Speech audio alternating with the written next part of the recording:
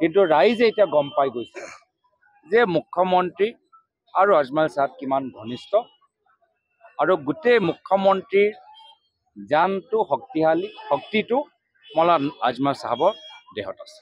যে বিজেপি আৰু AIDFৰ মাজত কিমান ঘনিষ্ঠ বন্ধুত্ব আছে আৰু কিছুমানে নিশ্চয় এই গল্প কথা জানে যে এটা বিশেষ গল্পত উল্লেখ কৰা গৈছিল যে ৰজাৰ জানটো নিজৰ দেহত নাই, কিন্তু এটা পিঞ্জৰাত থকা এটা বাটৰ চৰাইত আছে, তোতাত আছে।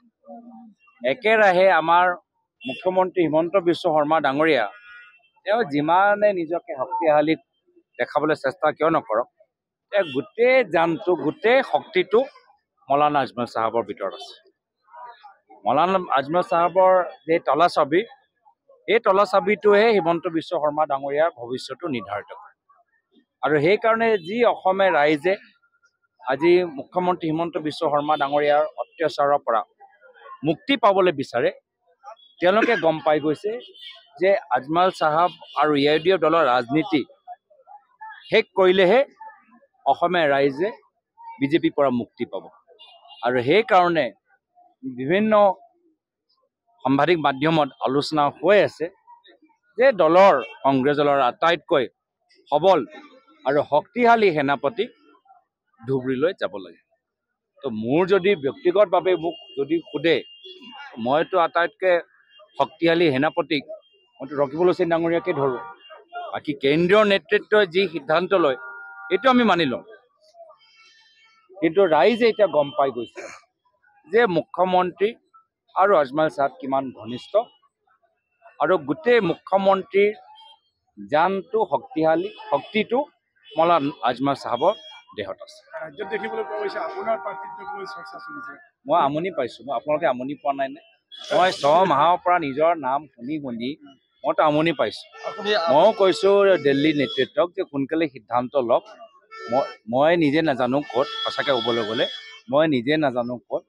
মই খালি কিন্তু এটা কথা যে বিজেপিৰ মুখ্যমন্ত্ৰী সদায় যে 6-7 মাহৰ পৰা মোৰে নাম লৈছে, ময়ে আমনি পাইছোঁ। ৰাইজে আমনি পাইছে নাই পোৱা মই নাজানো। সাংবাদিকসকলে নিশ্চয় একে প্ৰশ্ন সুধিও আমনি পাইছে। কিন্তু কি কৰা যায়, মুখ্যমন্ত্ৰীৰ কাৰ্যালয়ৰ পৰা ফোন যায়, মন্ত্ৰীৰ কাৰ্যালয়ৰ পৰা ফোন যায়। সোধক আপোনালোকে সোধকচোন। আমাৰ প্ৰশ্নটো উত্তৰ দিয়া নাই, আপোনালোকে ল'বলৈ চেষ্টা কৰকচোন। মই আপোনালোকৰ যোগেদি বিজেপিৰ দলৰ সতীৰ্থসকলক ক'বলৈ বিচাৰিছোঁ, ময়ো নাজানো।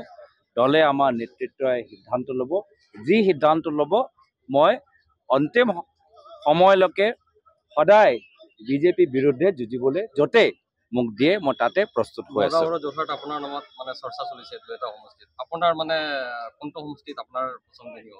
চাওক, মোৰ পচন্দ নাই। মোৰ পচন্দ এটাহে, বিজেপি কেনেকৈ পৰাজিত কৰোঁ সেইটোৱে মোৰ পচন্দ। মোক প্ৰাৰ্থিত্ব দিলেও মই এইটোৱে মোৰ উদ্দেশ্য, মোক প্ৰাৰ্থিত্ব নিদিলেও মোৰ উদ্দেশ্য একে।